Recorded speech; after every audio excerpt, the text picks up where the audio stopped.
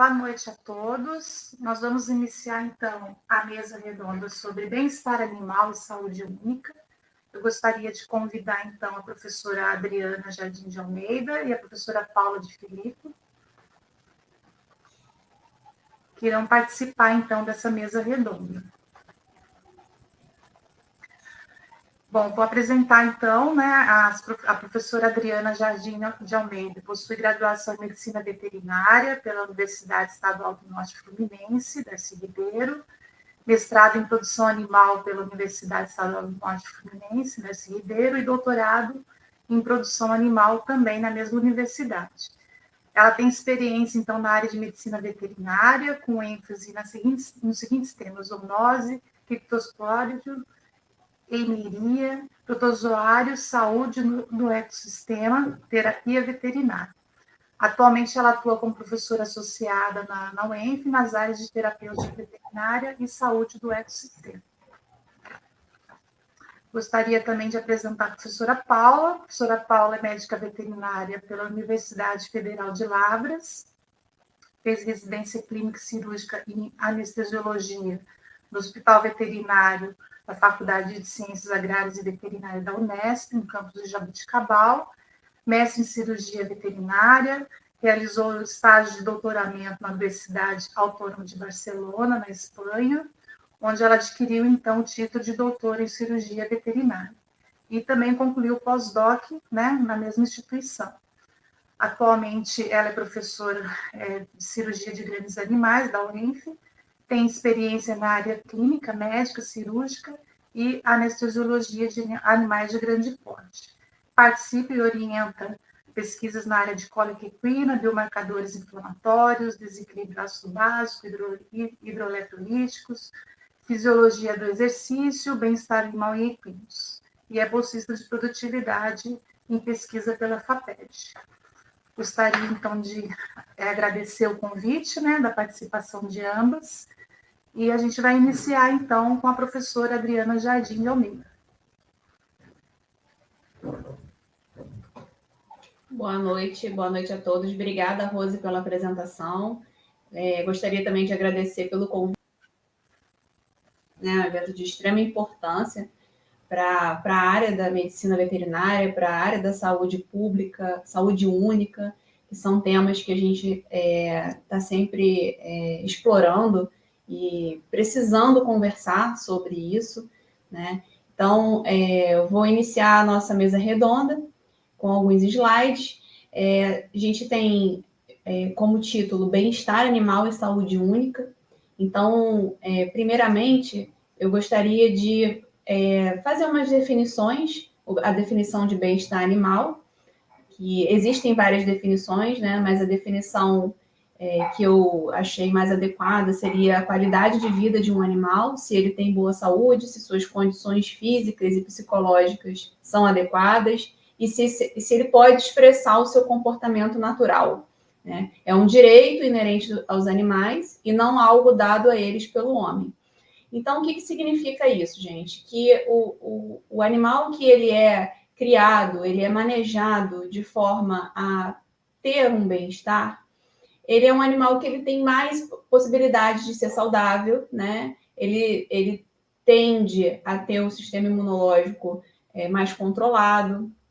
Então, a tendência é que esse animal bem cuidado, com os cuidados necessários para aquela espécie, um ambiente adequado, higienizado, esse animal ele tem uma possibilidade maior, né, de se apresentar saudável durante a sua vida e, consequentemente, ter condições físicas, fisiológicas, né, mais adequadas para se defender das doenças, para conseguir superar os obstáculos, as doenças que possam vir a acometer esse animal.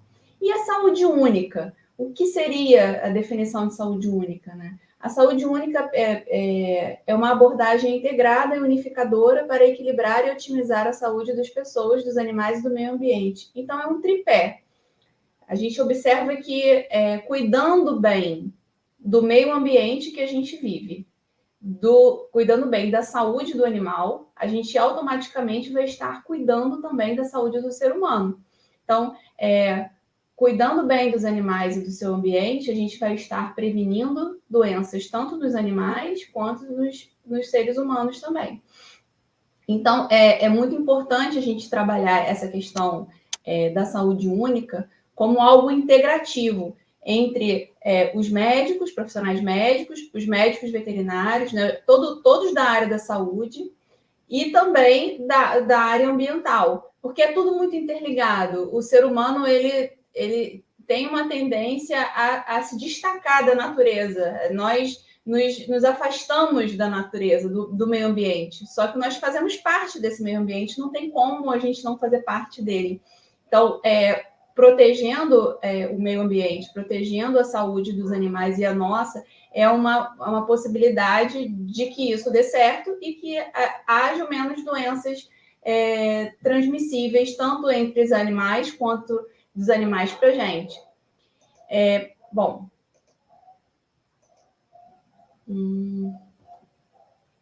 Acho que tem um slide que está com problema, Milane.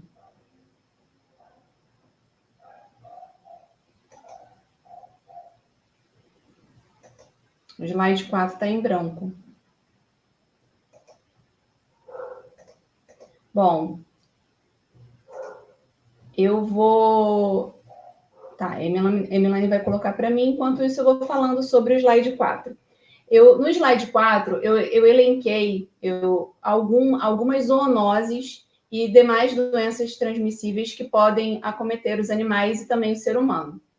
Não tem todas essas doenças citadas, mas eu coloquei algumas aqui, como a esporotricose, dermatofitoses, toxoplasmose, brucelose, raiva, leptospirose, que são zoonoses, né? Ou seja, são doenças, patologias que podem ser transmitidas dos animais para os seres humanos e também, muitas vezes, dos seres humanos para os animais.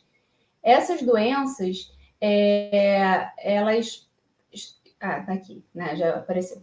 Obrigada, Milane. Então, essas doenças aqui da primeira coluna, né, elenquei como zoonoses, e as outras doenças são doenças que não são zoonoses, são transmitidas entre os animais. Isso é importante relatar, por quê? Porque alguns desses micro-organismos, eles são transmitidos para a gente, podem afetar o ser humano, e outras não podem afetar o ser humano, mas podem causar doenças nos animais também. Então, são outras patologias que são transmissíveis entre eles. E é importante a gente saber que existem várias outras, né? Existem as ectoparasitoses, que, né? Enfim, pulgas, carrapatos, piolhos e parasitos. Existe uma infinidade de micro-organismos que podem acometer os animais e o ser humano. E dessa forma, o nosso convívio, isso quer dizer, nosso convívio, ele precisa ser o mais harmônico possível para que a gente previna essas doenças importantes em saúde pública, tanto para a gente quanto para eles.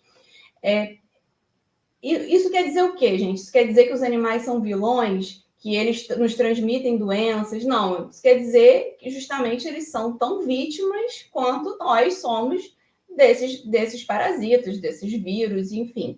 Então, é importante que a gente tenha em mente que o animal bem cuidado, um animal saudável, né, que não tem acesso à rua, porque quando ele tem acesso ao peridomicílio, ele é capaz de trazer doenças para dentro da nossa casa, ele vai até a rua, se contamina, né, se infecta e traz esse parasita, essa doença para dentro da nossa casa.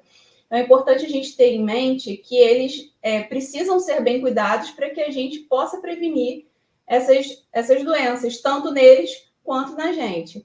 Né? Então, pode passar, Emilane, por favor, agora eu não tenho como eu passar. Né? E a gente tem um projeto que se chama Esporotricose em Campos dos Goytacazes, Diagnóstico, Controle e Prevenção. Esse projeto é um projeto de extensão que existe desde 2017. E essa imagem eu gosto muito de mostrar porque ela diz tudo sobre essa questão da saúde única. Né? A gente tem aqui um gato com esporotricose, a gente tem o ambiente, um ambiente que muito provavelmente contaminado, porque esse animal ele está vivendo aqui nesse ambiente e o fungo, a gente sabe que o fungo ele consegue se proliferar no solo também, em material vegetal, então ele está inserido na questão ambiental. E também a gente tem a pessoa que cuida desses animais, que ela tem aqui uma série de cicatrizes de esporotricose, porque ela também estava com a doença. Então, esse quadro é um quadro que se repete na nossa cidade. As pessoas sendo infectadas, os animais sendo infectados e o meio ambiente também. Isso faz com que a doença só passe não só de um animal para outro, mas também para as pessoas e também contamine o ambiente.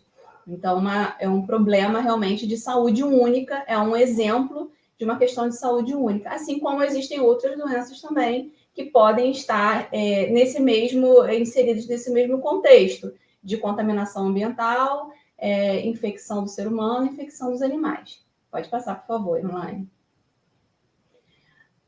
Antes de prosseguir, eu gostaria de fazer a nossa campanha de que o tratamento da esporotricose existe, é uma doença que tem cura, e nós combatemos muito fervorosamente o abandono, tanto de animais saudáveis, obviamente, quanto o abandono de animais doentes, porque os animais com esporotricose, eles transmitem para outros animais, eles contaminam o ambiente quando eles são abandonados, e eles vêm a óbito de uma forma muito cruel, porque a tendência é a doença piorar, né? Eles a doença ela se dissemina, e é uma doença que tem tratamento. Então, a gente tem uma parceria com o CCZ, não é sempre que eles conseguem fornecer a medicação, mas a medicação a gente consegue de forma gratuita pela prefeitura, em muitos casos. Tem o tratamento que nós acompanhamos, né, as consultas, o exame, toda essa parte de atendimento, consultas e revisões, nós fazemos na universidade. Então, não tem assim, motivo para você abandonar um animal que esteja positivo. É claro que a gente tem que tomar cuidado, existem os cuidados que são passados, né, de higiene, de cuidado com a contenção do animal, cuidado com a medicação, cuidado com o ambiente, mas é uma doença perfeitamente curável e a gente tem muitos casos de sucesso no tratamento da esporotricose, tanto animal quanto do ser humano. Então, para a gente também tem tratamento. É importante que os animais não sejam abandonados, porque esse abandono é o que gera uma disseminação desenfreada da doença. Elaine, pode passar, por favor.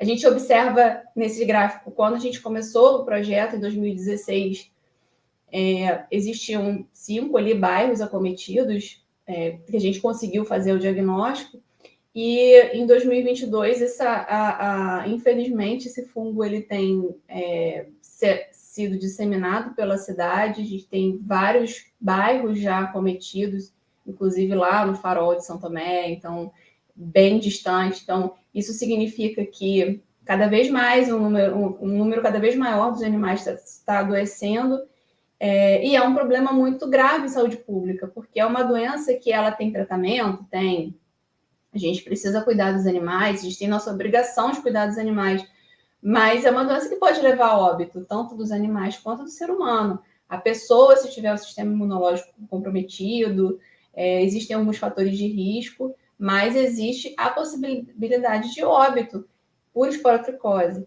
Estou falando aqui como exemplo de esporotricose, né, gente? Mas existem outras doenças também que podem levar a óbito ou a algumas sequelas que podem ser transmitidas pelos animais. Pode passar, Milane, por favor. Então, o que a gente precisa ter em mente? Que a superpopulação de animais confinados, animais que não têm acesso à luz solar, como a gente observa aqui na foto, né, dificulta esse controle da transmissão. Porque o que acontece é que a gente tem um animal, como a gente tem uma densidade populacional de animais grande nesses locais, né, locais impróprios para a criação de animais, não todos, mas assim, a superpopulação, ela facilita a disseminação de doenças. Então, a gente tem que tomar bastante cuidado com essa questão da higiene. Os animais precisam ter acesso ao sol, né? Também o ambiente precisa estar sempre higienizado. O número grande de animais. Os animais doentes precisam ser separados dos animais saudáveis para que eles não transmitam para os saudáveis o que eles têm, seja lá qual for a doença. E pode passar, por favor, Milane.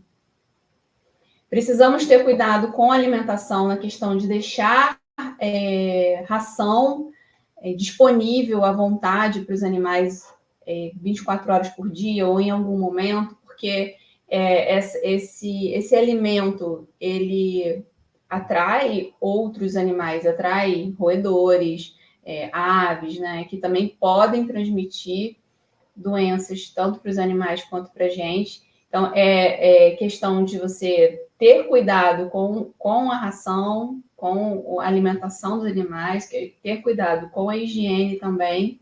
Então, é importante que a gente tenha em mente que o animal, a gente adota um animal, a gente gosta, a gente ama e precisa cuidar, precisa ter a cautela para que ele não adoeça. Ele, uma hora ou outra ele vai adoecer? Vai, ele pode ter um problema, mas assim, o que a gente precisa fazer é minimizar essa possibilidade de forma que a gente consiga controlar, pelo menos, a situação. Pode passar, por favor, Milane. Então, coloquei aqui algumas medidas de controle e prevenção que nós podemos fazer, né? O que a gente pode fazer para evitar que esses animais sejam contaminados, eventualmente, infectados, com alguma zoonose ou com alguma outra doença que eles possam carrear, até transmitir para os demais. Castração é importantíssimo, porque a castração, além dela diminuir o número de animais que estão nascendo, né, que estão vindo ao mundo para, de repente, estarem abandonados na rua e gerar algum outro tipo de problema até de saúde pública. Visitas frequentes, além de impedir, né, de dificultar a transmissão, a castração também, ela evita que os animais briguem, né, por fêmeas, os machos principalmente fujam e briguem por fêmeas. Visitas frequentes ao médico veterinário, vacinação, vermifugação, verificação da saúde desse animal, controle de ectoparasitas, não permitir o acesso ao peridomicílio, ter muito cuidado com o peridomicílio. Já estou terminando, Milane, só um minutinho. Obrigada. Não permitir que eles... Por quê? Quando ele sai de casa, além dele ter a possibilidade de trazer uma doença para dentro de casa, ele pode sofrer maus tratos, ele pode ser atropelado, ele pode ser envenenado. Então, o animal solto na rua, a gente não sabe o que pode acontecer com ele. Podem fazer alguma coisa com ele, ele pode ficar doente. Então, o ideal é que o animal fique dentro de casa. Agora, o animal que passeia, o cachorro que passeia na coleira, está ali controlado, você não vai deixar ele mexer nas fezes que estão ali na rua, vai evitar uma série de situações que possam vir a adoecer o cão, no caso, né? Evitar deixar alimentos à vontade para evitar trazer vetores que possam carregar doenças. Higiene é muito frequente, higiene da caixinha de areia, higiene das fezes, né? E cuidados ao introduzir um novo animal na residência, que seria separar antes de deixar o animal novo com os outros que já existiam ali, porque a gente não sabe se ele tem algum problema de saúde. Então, antes leva o veterinário fazer os exames, as vacinas, para que ele não transmita alguma doença para os demais que já existem no domicílio. Então, falei bem rapidamente, 15 minutos já estou com o meu tempo esgotado. Gostaria de agradecer pela oportunidade. Está aparecendo aqui na legenda o Instagram do nosso projeto. Quem quiser pode entrar e tirar alguma dúvida e mandar mensagem. E agora eu vou, então, passar a palavra para a professora Paula de Filippo, que ela vai apresentar os próximos slides. Obrigada. Boa noite.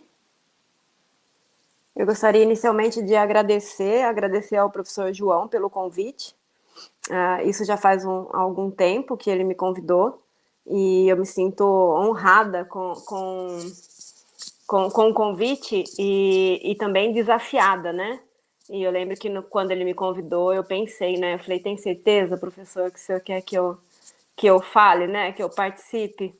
E aí eu só tenho a agradecer também à comissão organizadora, a honra, né, de dividir essa mesa com a professora Adriana e a professora Rose, são minhas parceiras de trabalho, né, minhas colegas, minhas amigas, então é muito importante esse momento aqui. Eu decidi falar um pouco sobre a minha rotina, voltada também, né, para o tema, né, do Congresso de Bem-Estar. E aí, Milane, se você quiser já projetar o primeiro slide, acho que vocês... Isso, obrigada. Eu decidi colocar... isso, o primeiro. Eu decidi colocar esse tema e mais lá para o final eu vou explicar por quê. Eu coloquei animais de tração, responsabilidade civil ou social. Pode passar, Milane. Eu cheguei na UENF, né, há 12 anos atrás, quando eu passei no concurso para professora de cirurgia de grandes animais. E desde então, né, trabalhando na rotina de atendimento do Hospital de Grandes Animais, eu venho me deparando com situações como nessa segunda foto aí, né, de receber animais que trabalham na atração de carroças e que chegam no estado lastimável, né? E esse animal ele não conseguia nem levantar, então a gente tinha que ter uma equipe todo dia para colocar esse animal em pé, para que ele pudesse andar um pouquinho e ir até o sol, e depois novamente ele deitava e assim por diante, né? Esse animal ficou com a gente uns 20 dias, foi embora bem. Mas esse é só um dos inúmeros exemplos, né? Do que eu convivo no Hospital Veterinário da UENF em Campos dos Goytacazes, né? Eu frisei bem a cidade aí, porque eu já rodei muitas cidades, né, nesse país. Eu tenho colegas de profissão praticamente espalhado pelo Brasil inteiro e conheço muito desses lugares e me chama a atenção desde o início, né, como que Campos dos Goytacazes trata a relação do animal de tração. E eu acho que isso é um pouco cultural também, porque não existe, é muito difícil você conceber que no ano de 2023 a gente consiga permitir, né, ou permita com que esses animais sejam explorados dessa maneira. Então, desde o ano de 2011, quando eu comecei a trabalhar na UENF, eu tenho um projeto de extensão voltado aos carroceiros, né? Então, inclusive, eu coloquei um encarte aí da revista de extensão da UENF, onde tem também um desses artigos. Então, desde o início que eu cheguei na UENF, eu trabalho com esses animais. E isso até hoje, né? Hoje, esse não é o meu projeto de extensão com bolsista, então ele é um projeto secundário de extensão, mas ele continua sendo realizado, porque eu realizo o atendimento desses animais no hospital veterinário de forma gratuita. Então, os proprietários de carroça, de equídeos, né, em geral, levam esses animais para o hospital veterinário e eles não pagam pelo atendimento do animal. O que me surpreende é que, na verdade, a minha casuística é a menor casuística de carroceiros, né? Então, mesmo tendo um atendimento gratuito, os proprietários evitam, né, parar esses animais e encaminhá-los ao hospital veterinário, porque o animal é o ganha-pão dessa família, né? Muitas das vezes, ou na grande maioria das vezes. Então, ele é um objeto de trabalho. Então, quando ele para aquele objeto de trabalho, como se fosse um carro, ele fica sem ganhar o seu dinheiro. Então, por inúmeras vezes, animais que estavam em tratamento, internados, foram retirados do hospital veterinário pelos seus proprietários, porque ele não podia ficar mais com o cavalo parado sem ir puxar a carroça. Então, isso é uma realidade que eu convivo já nesses 12 anos. Pode passar o próximo, Milene, por favor. Aqui, eu acho que quem é de Campos dos Goytacazes não se surpreende com essas imagens que eu estou mostrando, porque é muito difícil você sair na rua por 5 minutos ou meia hora e você não se deparar com uma carroça e com um cavalo. E eu que sou médica veterinária de cavalo, eu sempre vejo um machucado, um mancando, um em exaustão. Então, eu prefiro muitas vezes evitar de andar por alguns lugares onde eu sei que tem maior concentração de animais de carroça. É o próximo, Emilé. Isso. Eu resolvi trazer esse pôster para vocês. Eu fui chamada num domingo de manhã por guardas municipais para ir atender um animal que estava caído na rua, um animal de carroça. E quando eu cheguei com a equipe, né, do hospital veterinário para atender esse animal, foi essa cena que eu me deparei. Isso já faz acho que uns 10 anos, mas essa cena ainda não me sai da cabeça até hoje. E olha que eu trabalho que eu vejo tragédias praticamente todos os dias, né? Mas essa é algo que me marcou muito. Esse animal era um animal de carroça, e os animais de carroça em Campos, para quem não é de Campos, eles ficam amarrados na beira das ruas, né? Para comer o capim que existe nos canteiros da cidade. Então, eles não têm um lugar apropriado. E não é incomum as pessoas, o outro carroceiro ou outra pessoa, passar e soltar esse animal da corda para pegar aquela corda que aquele animal está amarrado. Então ele pega, então a gente acaba vendo os animais no meio da ciclovia, sendo atropelados. Então, na grande maioria é isso que acontece, né? Uma pessoa passa e solta esse cavalo para poder pegar a corda dele e usar em outro animal. E nesse caso foi isso que aconteceu. Só que além desse animal ter sido solto, esse animal ele foi esfaqueado.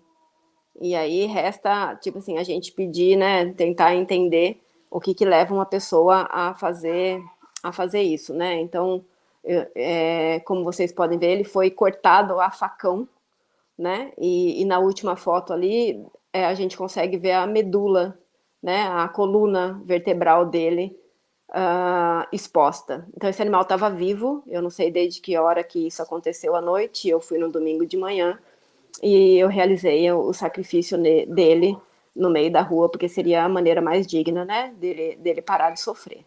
E aí fica a pergunta, né, o porquê que um animal tem que sofrer assim, e o que leva uma pessoa a fazer isso com um animal, né? E aí a gente vai para o último slide, e o último slide remete ao primeiro slide, né? E era o que eu queria trazer para cá, para que fosse debatido. Por que existe animal de tração até hoje? É uma responsabilidade só do Estado? Ou é uma responsabilidade nossa? Quem contrata esses cavalos, esses equídeos? Quem andar pelas ruas de Campos vai ver esses animais retirando entulhos dos quintais, vai ver esses animais carregando material de construção, são as lojas que mais utilizam, né, esse meio de trabalho. Mas se elas utilizam é porque tem cliente. E quem é o cliente? O cliente sou eu, o cliente é você, o cliente é alguém. Porque se não tem cliente, não tem trabalho, né? Não tem carroça. Então, é aí que fica a nossa reflexão, né? Eu já paguei mais caro para a entrega de um material de construção, porque me ofereceram levar de carroça, e eu falei que de carroça eu não queria. E falaram, então você tem que pagar o frete da caminhonete, que eu não lembro mais o valor, mas era tipo o dobro do que seria de carroça.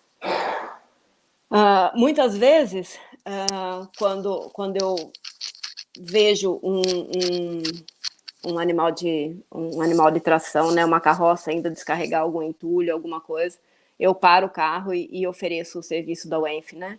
Eu falo, o senhor sabe que a gente tem um trabalho voluntário no hospital veterinário que a gente faz o atendimento. Então, paro nas casas de material de construção, entrego folhetos, panfletos, para estimular, né, para que eles encaminhem os animais para atendimento. E aí, para finalizar a minha fala aí, para a gente colocar em discussão, quando eu me deparei com essa situação em Campos, bem no início, né, e até hoje, eu pensei em ir embora de Campos, porque eu achei que eu não fosse suportar trabalhar numa cidade que os animais que eu amo fossem tratados dessas maneiras. Só que hoje em dia eu entendi que eu estou exatamente no lugar que eu deveria estar. Então, eu não me vejo fazendo outra coisa, a não ser tentar ajudar a diminuir o sofrimento desses animais. Não está nas minhas mãos, né, mudar leis, eu acho que isso é em outro patamar, então não está para eu julgar o carroceiro que usa aquele cavalo. Então, hoje em dia, eu me conscientizei que eu tenho que ajudá-los de outra maneira. Então, a outra maneira é o quê? Orientando, auxiliando, tratando, mostrando que cuidando do animal melhor, ele vai ter um retorno melhor.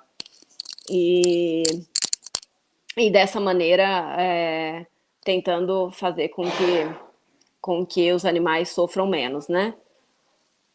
Não é uma rotina fácil, acho que tem que ter uma mente, né? Um pensamento positivo o tempo todo, porque praticamente é toda semana que eu recebo um pedido de resgate de um animal desses ou mesmo de um animal fraturado no meio da rodovia. A semana passada foi uma potrinha, acho que com uns 10 dias de vida, ela estava acompanhando a mãe, que era de carroça, e ela acabou sendo atropelada por uma moto. Mas isso é praticamente a semana toda. Então, eu deixo agora em função da professora Rose, para que ela encaminhe nas discussões, e agradeço a oportunidade de mostrar um pouquinho do meu trabalho. Por mais que possa ter parecido sofrido, não é um sofrimento, tá? É o que eu faço com todo o coração, e eu acho que é para isso que eu passei no concurso, né? Então, esses animais é o que movem o meu dia. Obrigada, pessoal. Obrigada, professora Paula. A gente fica aqui chocado, né, com as situações. Mas a gente vai deixar, então, para debater depois da minha fala, tá bom? Aí a gente entra na parte de debate. Eu só queria lembrar, pessoal, do Fórum de Bem-Estar Animal, que será dia 23, né, amanhã, das 9 às 17 horas, no Centro de Convenções da UENF, evento presencial, importantíssimo. Né? Quem estiver aí assistindo, participem, porque a gente precisa aí dessa força de vocês também, ok? Obrigada. Bom, eu gostaria de agradecer o convite do professor João, né? O João já me chamou para outras palestras e é sempre um desafio, mas é um desafio bom, né? E então, assim, eu estou muito assim feliz, né, num evento dessa dimensão, congresso de bioética, bem-estar animal, porque eu tenho trabalhado dentro da questão do bem-estar já há algum tempo. Então, para mim é um grande presente, né, a gente poder ter esse congresso, esse evento aqui em Campos e que muitos outros sejam vindos também, né, para os próximos anos. Eu vou falar, então, sobre educação humanitária e bem-estar animal, algumas ações extensionistas que a gente tem feito aqui, né, visando a proteção animal, principalmente a proteção animal, e também abordando um pouco da saúde pública, né? Eu sou a professora Rosemary Bastos, sou professora de Fisiologia e de Bem-Estar Animal da UENF. Bom, a educação humanitária, né, ela estimula atitudes positivas em relação aos animais, despertando tanto a compaixão como o respeito também pelas pessoas e o meio ambiente. E quando a gente pensa na questão das atitudes positivas, a gente tem que lembrar também, né, em relação aos animais, a questão do bem-estar animal, né? O bem-estar animal, de uma forma geral, a gente sempre classifica os aspectos físicos, o conceito, né, físico, mental, que está relacionado à parte psicológica, e a questão da naturalidade, que está relacionada, então, ao comportamento. Então, esses conceitos, eles se interligam. Depois eu vou abordar um pouco mais detalhado. E quando a gente pensa na questão do bem-estar animal, principalmente em relação à parte física e mental e comportamental, isso vai influenciar, sim, na saúde do animal, né? E aí a gente entra numa discussão que a professora Adriana já abordou, que é a questão da saúde única, né? Então, a saúde única que vai abordar a saúde animal, a saúde humana e também do meio ambiente. Então, essas informações, esses conceitos, eles se interligam, né? A gente fala de educação humanitária, mas também está relacionado à questão do bem-estar animal. O bem-estar animal ele vai estar relacionado à saúde única também. E um conceito mais recente, que eu não coloquei aqui, que é de 2016, que agora se fala de um bem-estar único, né? O bem-estar único, ele vai além da saúde única, né? É um conceito mais recente de 2016. Eu gostaria de falar um pouquinho uma breve perspectiva histórica, né, em relação à questão do bem-estar, começando aqui sobre o livro da Ruth Harrison. Ruth Harrison era uma jornalista. Ela fez uma denúncia, né, da forma como os animais de produção eram tratados, e aí essa denúncia veio à tona para a sociedade, né, e o governo britânico, ele criou um comitê, que é o Comitê de Brambell. Brambell era um veterinário, né, então esse comitê tinha outros profissionais, além do Brambell, e foi composto em 1965. E lá eles fizeram um relatório, né, descrevendo o que acontecia com os animais, e abordaram as primeiras liberdades, né? As primeiras liberdades, elas estavam relacionadas apenas devido à questão comportamental. Então, o animal poder virar, levantar, deitar, cheirar os membros, cuidar do seu próprio corpo, né? E eles já abordam aqui, nessa época, a questão do bem-estar físico e mental, e levam em consideração a questão do comportamento do animal também, né? Que vai afetar, então, o bem-estar do animal. Já em 79, e depois foi revisado em 1992, a gente vai ter o que a gente chama das novas liberdades, que é a liberdade nutricional, onde o animal ele tem que estar livre de sede, fome e desnutrição, a liberdade ambiental, onde o animal ele tem que estar livre do desconforto, a liberdade sanitária, onde o animal ele tem que estar livre de dor, lesões e doenças, a liberdade comportamental, onde o animal ele tem que estar livre para expressar o seu comportamento normal, natural, e a liberdade psicológica, onde o animal ele tem que estar livre de medo e estresse, né? Sendo que essa liberdade psicológica ela é influenciada por todas as outras, né? Em 94, a gente já vai ter um conceito de domínio, né, pelo Mallory Heider, onde ele coloca os domínios físicos ou funcionais relacionados à nutrição, ambiente, né, saúde e comportamento, que vai afetar, então, o domínio mental, né? Então, a gente vê até uma sobreposição de informações em relação à questão das novas liberdades 79, né, que foi revisada em 92. Mas aqui tem um ponto interessante, porque até então se discutia muito a questão dos aspectos negativos, os estados mentais negativos dos animais.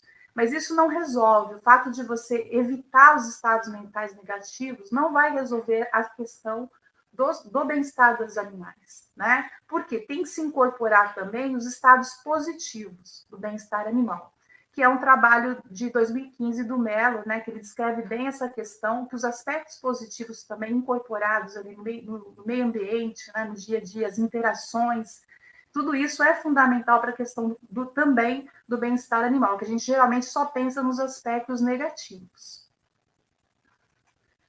Bom, outro ponto muito importante é a ciência, né? A ciência é a capacidade que o animal tem de ter sentimentos, de estar ciente de uma variedade de estados e sensações como prazer e sofrimento, que é uma definição do Bloom. Então, quando a gente pensa em ciência, não são apenas os aspectos negativos, a gente também tem que pensar nos estados positivos também. O animal ele tem capacidade de sentir prazer, de ter interesse, né? Não apenas dor, sofrimento. Então, a gente tem que levar isso também em consideração. O primeiro texto legal que foi colocado, o termo seres sencientes, foi em Amsterdã, em 1997. Né? Então, a gente pensando em 1997, não está tão distante assim da gente, né? Bom, aí então a gente vai ter a Declaração de Cambridge em 2012, né? A Declaração de Cambridge, na verdade, ocorreu. Eles escreveram um texto, então existiam vários neurofisiologistas, neurologistas, né, que participaram desse congresso, escreveram um documento, né?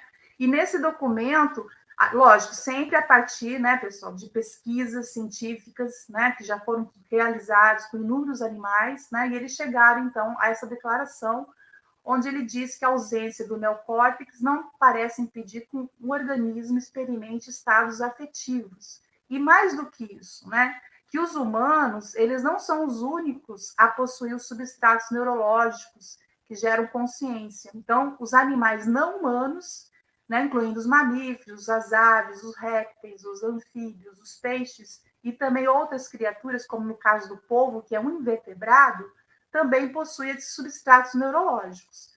Então, em 2012, fica bem caracterizada essa questão da senciência, sendo que, lógico, isso veio de uma longa data, a partir de várias publicações científicas. E em 2021, recentemente, a gente vai ter um relatório, né, do Reino Unido, também, onde foi colocada uma série de experimentos que já foram realizados, artigos científicos publicados, falando dos invertebrados. Então, eles incluem aí na lista dos seres invertebrados os moluscos cefalópodes, né, os polvos, as lulas, os chocos, e os crustáceos também, né, o caranguejo, lagosta, camarões, lagostins, né? Ou seja, mostrando a questão dos invertebrados vindo à tona, né? E pela nossa legislação, que é a Lei 9.605, lógico, existem outros, a 9.605 de 98, ela deixa claro apenas os vertebrados, né? Então, a gente vai ter aí que fazer alterações, né? A gente precisa mudar a questão da legislação, embora a nossa Constituição, no artigo 225, não faz essa definição de vertebrados ou invertebrados, né? Bom, mas aí, a partir do momento que a gente sabe que os animais, eles são seres sencientes, e agora incluindo aí a questão dos invertebrados também, o que a gente vai fazer com isso, né? O que vai acontecer com as práticas que são utilizadas em relação a esses animais? Por exemplo, caranguejo, a própria lagosta, né? Que é a forma de abate ser cozida viva, né? Então, a gente tem que começar a pensar em outras formas, né? Em como que a gente vai ver em relação a esses animais, sabendo que eles também são seres sencientes. Então, começa toda uma discussão também de legislação, mas também de formas práticas em relação a esses animais. Eu gostaria só de falar a importância como que surgiu a questão da disciplina do bem-estar animal na UENF, né, que eu sou coordenadora, porque eu acho que a partir dela surgiu vários desdobramentos, principalmente de projetos, de orientações e também projetos de extensão. Eu não sou veterinária, né, alguns colegas, a maioria dos meus colegas são, né, eu fiz farmácia bioquímica, mas eu fiz mestrado e doutorado em fisiologia, né, com o professor Antunes, que é um grande fisiologista aqui do Brasil. Trabalhei na parte de neuroendócrino, né, e trabalhei também com o professor Matheus Paranhos, que também é uma referência na área de comportamento, na parte de etologia aplicada, e também pioneiro na área de bem-estar animal aqui no Brasil, reconhecido mundialmente. Fez trabalho também através com a FAO, né? Então ele tem assim uma gama enorme, né, de conhecimento dentro da área, e ambos são pessoas inspiradoras, né? Então a gente tem esse lance assim da inspiração de determinados professores, né, que cruzam o nosso caminho. Então eu fiz um mestrado e doutorado dentro dessa parte aqui de comportamento, mas também envolvendo a parte de endócrino também, né? Entrei na UENF no ano. Sou professora de fisiologia desde o ano de 2000, mas entrei na UENF em 2001, fiz um curso de capacitação de ensino da disciplina de bem-estar animal, com parceria com a Bristol, na Inglaterra, e com a Unesp de Botucatu, em 2004. E aí, em 2007, né, que a disciplina bem-estar animal foi implementada na forma optativa. Né? Nesse mesmo ano também eu consegui aí um projeto de extensão, aprovar um projeto de extensão. Depois de 2019, outro projeto, fiz um curso de especialização em direito animal, né, porque a gente não pode parar, e essa disciplina que é optativa, ela vai passar a ser, então, obrigatória no próximo ano. Bom, a partir daí, né, essa disciplina, a importância dela, né? Então, quais são os objetivos? São dois. Um, passar os conceitos corretos para os alunos, né? Porque eu já vi muitos conceitos errados em relação à questão do bem-estar animal, que é uma ciência, né? Não é um achismo, é uma ciência, tá? E a partir daí, através de aulas expositivas e projeto prático, que eu vou falar um pouquinho sobre isso. E também os alunos serem os meus multiplicadores. Eles vão ser os meus multiplicadores depois que terminar a disciplina, independente de qual animal eles vão trabalhar, né? Porque a gente trabalha todos os animais. Esse projeto prático, né, além de outras atividades que eu desenvolvo com eles fazem uma avaliação do bem-estar animal de uma forma bem simples, né? Porque a gente sabe que existe aí relatórios, protocolos, né, para fazer essas avaliações, eles fazem de uma forma mais simples de observação, né, e de todos os grupos de animais, né. Eles ficam bastante chocados quando começam a fazer essas avaliações, né, e aí eu sempre peço assim, olha, vejam um problema, mas vamos buscar uma solução, vamos tentar fazer um programa prático, os problemas que vocês observaram. Bom, esse trabalho, esse tipo de trabalho que eu desenvolvo com ele, que é uma prática da docência, né? Eu concorri em 2014, né, com várias pessoas da América Latina, e eu encaminhei essa minha prática docente, né, relacionada à questão do bem-estar animal, e aí, então, eu fui uma das que ficou entre os 20 melhores trabalhos, né? Então, foi, assim, uma alegria muito grande saber que eu estava indo, né, no caminho correto, né? Foi muito bacana saber que a gente está caminhando aí, né, para tentar melhorar cada vez mais. Também ganhamos um prêmio, também em 2009, tudo em relacionado aqui nessa questão dos alunos. Também vários trabalhos de TCC foram desenvolvidos, aqui eu coloquei só os mais recentes. Entre esses trabalhos aqui, o da Estela, ela fez um trabalho sobre a aplicação da teoria do link do município de Macaé. A teoria do link, teoria do elo, é a relação que existe entre a violência humana com a violência animal. Então, ela trabalhou com a polícia relacionada à questão de violência doméstica lá em Macaé, né? E fez um trabalho muito bacana, ela teve bolsa aqui do CNPq, porque eles começaram a incluir no formulário, né, das vítimas, das assistidas, né, que é assim que falo, incluíram também a parte animal. Tá? Então, hoje, quando eles fazem a avaliação, o questionário que existe no formulário também tem a questão de maus tratos aos animais. Então, isso foi assim, uma vitória muito grande, né, em relação a isso, e gerou também uma publicação. Né? Quem depois tiver interesse, eu posso encaminhar. Outros alunos também que estão participando aqui do congresso, né, como o Zeildo, Pablo, Viviane também, Adriana, outros alunos e ex-alunos também, né, que a gente não dá para falar de todo mundo aqui, porque eu tenho tanto. Bom, então aqui mostrando o desdobramento da disciplina, como que ela vai se desdobrando. A partir daí, então, eu tenho 2 projetos de extensão voltado para a questão do bem-estar animal. Um deles a gente desenvolve nas escolas, que o objetivo é trabalhar o tema bem-estar animal, guarda responsável, sem ciência, maus tratos, zoonose. E aí, então, a gente pega todos os segmentos, educação fundamental, do 1º a 4º ano, também Fundamental 2, começamos com o ensino médio esse ano também, e o projeto também é importante aí na formação dos discentes, despertar esse interesse pelo tema, né? Parte desse projeto já foi publicado também na revista de extensão, a gente conseguiu também uma premiação no ano de 2014, um reconhecimento também na Secretaria de Educação, né, que esse ano, e muito importante porque a gente começa a divulgar também o nosso trabalho para outras escolas, né? Então, mostrando o desdobramento de um projeto de extensão, né? E o outro projeto que a gente desenvolve no Hospital Veterinário, com os tutores, né? Tentando promover a questão da educação humanitária voltada para a questão do bem-estar, e, lógico, sempre com o intuito de proteger os animais. Então, aqui a gente discute um pouco mais, faz entrevista com os tutores, né, os protocolos, existe um protocolo de avaliação dos animais, mas de uma forma muito, muito simplificada, né, porque a gente, para fazer uma avaliação, teria que ir no local onde esses animais ficam. Existe uma conversa informal relacionada ao tema, distribuição de material, para a gente conscientizar as pessoas, principalmente de legislação, quais são os tipos de maus tratos que existem, como fazer uma denúncia. Também contribuir com a formação dos bolsistas, a qualificação dos bolsistas de universidade aberta, porque esse projeto tem 2 médicos veterinários envolvidos também, né? Fomos premiados também em 2021, grande felicidade, né? A gente tem um projeto premiado.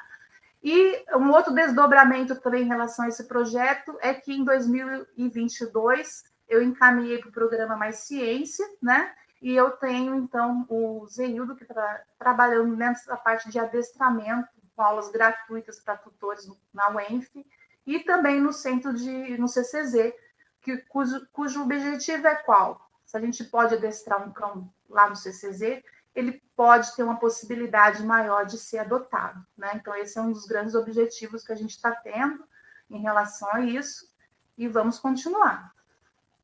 Então, mostrando outro desdobramento aí, né, de outro projeto. Também cursos na Semana do Produtor Rural, voltada para a questão do bem-estar animal também, né? O ano passado, esse curso eu já dou há vários anos, junto com a Juliana, mas o Pablo, ano passado, também deu um curso, né? E vai dar novamente esse ano. Então, a gente tem continuado também a questão dos produtores rurais, porque a gente tem que pensar que proteção animal envolve todos os animais, né? Não apenas cães e gatos, mas todos. Também mostrar a importância da gente participar fora da universidade. Na foto de cima foi um encontro que teve com o CCZ, a Polícia Militar e Protetores de Animais, né? A gente fez um encontro. A partir desse encontro surgiu um material, a gente fez um material, eu e também a Estela, que era minha orientada na época, a gente fez essa cartilha, Lute contra os Maus Tratos aos Animais. Também a gente tem vários vídeos, né, lá no Instagram, um material muito bem colocado, né, em relação aos maus tratos. E também audiência pública que teve recentemente, né, mostrando a importância da gente também participar da audiência pública, principalmente quando está relacionado à questão dos maus tratos aos animais. Só como considerações finais, né, colocar que a educação humanitária e o bem-estar animal são dois conceitos que estão interconectados, né? A educação humanitária, ela promove mudanças na atitude social sobre o tratamento humano, como os humanos tratam os animais. Isso é importante porque vai gerar futuros cidadãos para adotar comportamentos mais responsáveis e conscientes em relação ao bem-estar animal. E a gente pode trabalhar como com a educação humanitária, seja pela educação formal, informal, programas de conscientização ao público. A educação humanitária e o bem-estar animal contribuem para uma melhor qualidade de vida, para o desenvolvimento socioeconômico sustentável a longo prazo. E as ações extensionistas, elas são importantes, é um grande aliado para somar esforços, né, para o desenvolvimento de soluções práticas, integrando os animais, os seres humanos e o meio ambiente. E sempre lembrando da importância de políticas públicas que são fundamentais para promover o bem-estar tanto dos animais quanto dos seres humanos no âmbito da saúde única. Por isso é necessário a gente sempre exigir dos representantes políticos que ponham em prática, então, medidas que contribuem para esse objetivo. Algumas referências. Agradecer a organização, os bolsistas, os orientandos, os orientados, as escolas e também os protetores de animais, que a gente sempre está junto, né, nessa luta. Muito obrigada.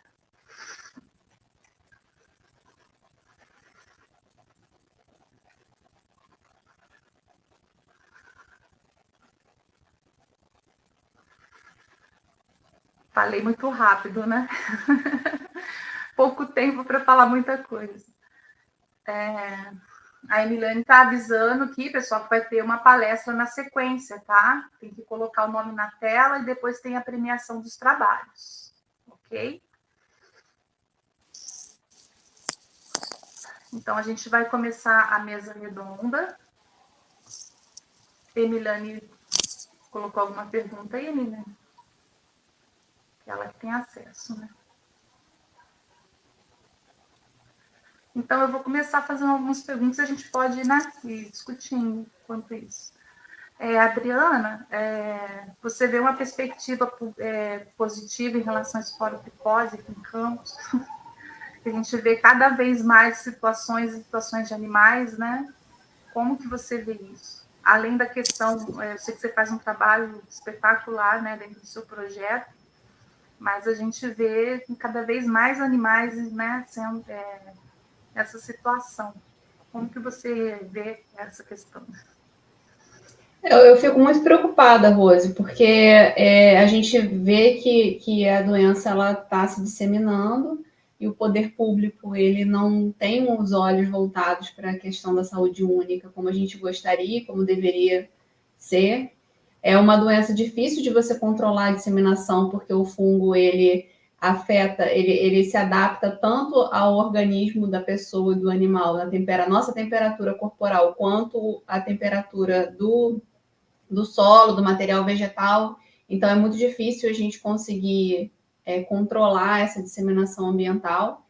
E então a gente trabalha forte nessa questão cultural de não deixar o gato sair para dar passeio dele, né? Ele acaba se contaminando e adoecendo e sofrendo maus tratos na rua. A questão da castração a gente tem que bater firme também, porque o animal que fica dentro de casa, ele não é muito mais improvável que ele consiga se contaminar ou se infectar. Então, essa questão de educação que a gente tem que fazer, mas é um trabalho bem de formiguinha que não tem muito apoio, a gente não tem muito apoio. Todos os exames que a gente faz, as consultas são gratuitas no hospital. E a gente tem dificuldade para conseguir apoio do poder público. Não queremos cobrar também pelo atendimento, porque eu acho que é importante a gente oferecer o serviço gratuitamente, porque as pessoas, enfim, não têm condições, já tem que comprar medicação muitas vezes e tudo mais. Então, eu fico com muita preocupação que eu vejo a doença se disseminar, eu vejo a gente alertar e tentar denunciar algumas coisas e os processos não prosseguirem, a coisa não andar do jeito que deveria. Então, eu vejo com preocupação. Uhum. Obrigada. Paulo, tem uma pergunta aqui. Vocês têm perspectiva de cursos online voltados para a questão de bem-estar e saúde única, a fim de formar multiplicadores? A gente pode pensar, né, em algum curso, né? Acho que uma ideia muito boa, assim, Bianca. Né? Acho que seria bastante pertinente, né? A gente juntar aí nossos esforços e produzir aí um curso, né? Acho que a gente pode pensar, sim. Não pensamos ainda, mas podemos pensar, né?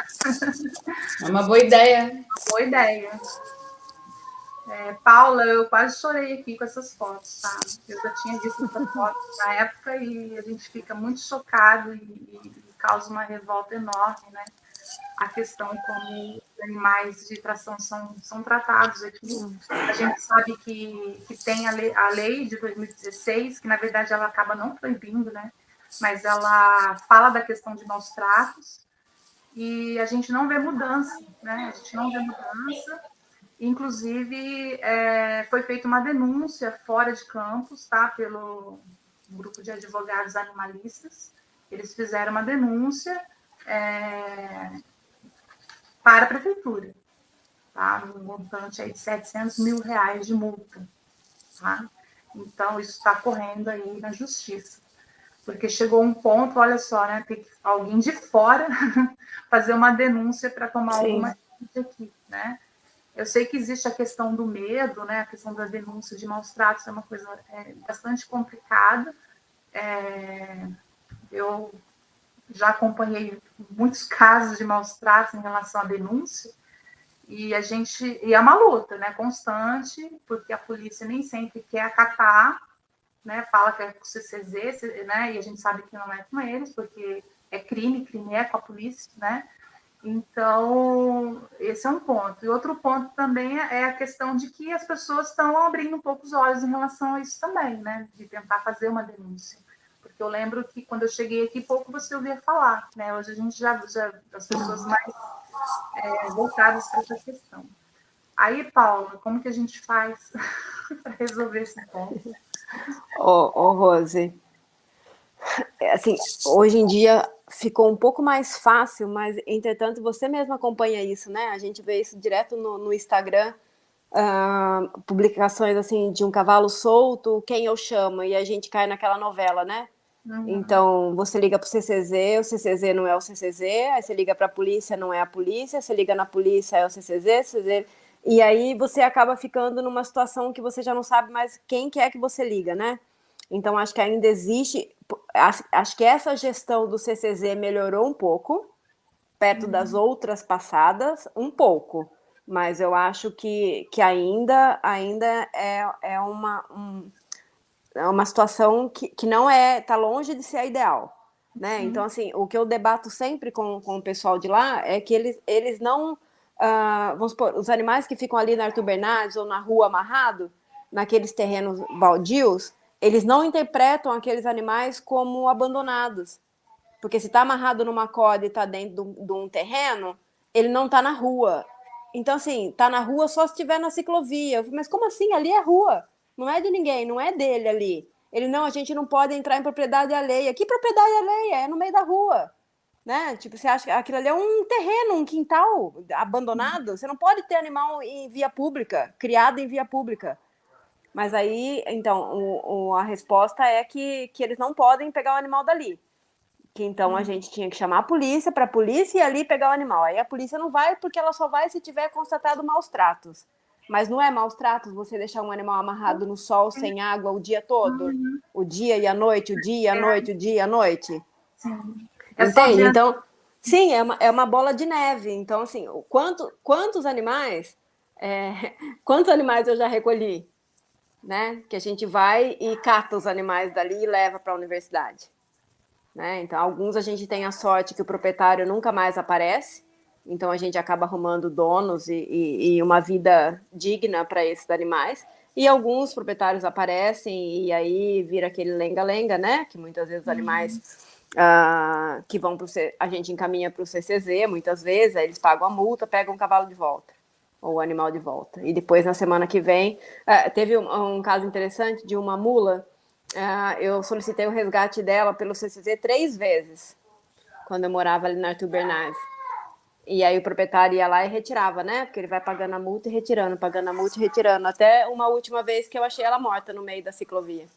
Nossa. Então, assim, e dá uma dor no coração, né? Porque eu consegui 3 vezes, né? Então, assim, é impressionante, sabe? Como as pessoas não se importam, né? Tipo, eles não se importam. E aí o que me choca também, muitas vezes, para quem está assistindo que não é de Campos, pode até não reconhecer o que a gente está falando, mas Campos é uma cidade que é muito raro, é uma cidade plana, é muito raro você não ver um animal para você atropelar, não é uma rodovia. Então, assim, você atropelar um animal numa rodovia, numa BR-101, que um animal te surpreenda no meio da pista, é uma coisa, né? Isso aí é um acidente, não é para ter animal solto. Mas dentro de Campos, que não é para ter animal solto, mas, assim, esses animais não eram para ser atropelados acho que em 0, sabe? Assim, as chances são mínimas de serem atropelados, mas eles são atropelados porque também os motoristas não são conscientes. Eles não tratam o animal como animal, eles acham que o animal sabe que ele vai sair do meio da rua. Então, assim, a professora Adriana, que também convive nessa Arthur Bernardes, né, Adriana, que passa nela o tempo todo, a gente vê que os cavalos estão soltos no meio da rua e as pessoas não diminuem a velocidade do carro. Muitos buzinam ainda para o animal poder se assustar e aí ele pula do outro lado, e aí ele é atropelado, e aí ele fica lá quebrado por dias, ou sei lá por quanto tempo, agonizando até vir alguém e fazer eutanásia. Então, envolve muito mais, né, Rose? Envolve muito mais do que só o carroceiro. Sim. Né? Envolve uma sociedade como um todo. Envolve o CCZ, envolve a polícia, envolve a gente, envolve quem contrata o serviço, mas envolve também aquele que acha que não tem nada a ver com a história, que só está passando na rua. É uma situação, situações muito complexas, né? Bom, pessoal, a gente vai ter que concluir. Vocês gostariam de falar alguma coisa para a gente poder concluir? Tem uma outra palestra na sequência. Eu só agradeço e estou à disposição para continuar na luta, quem quiser nos ajudar, né?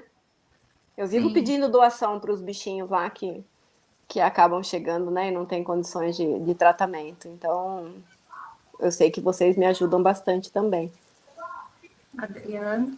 Só agradecer também, desejar um excelente evento, né, o restante do evento de hoje para todos e que a gente continue essa conversa mais para frente para que a gente possa conseguir alternativas e também alertar, né, a população e as autoridades com relação aos problemas que a gente passou aqui hoje.